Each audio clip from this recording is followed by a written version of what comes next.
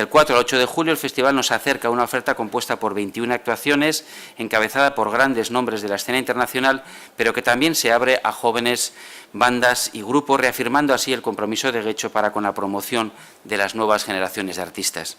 Como es habitual, abandera el impulso de la música joven, el concurso de grupos, una gran oportunidad para que las formaciones noveles europeas puedan dar a conocer su trabajo al público, además de optar a diversos premios y a la grabación de un disco en directo.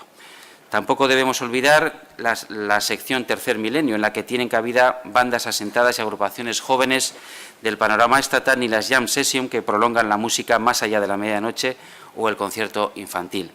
Además, este año el Getxo Jazz se une al programa Kiosco de Cristal, un ciclo organizado en colaboración con la Asociación Local Stereosonic y con la Escuela de Música Andrés Isasi, que desde el pasado mes de mayo viene llevando al entorno urbano de la música escola de Algorta una programación abierta al público familiar y que el 8 de julio estará dedicado al jazz con motivo del festival.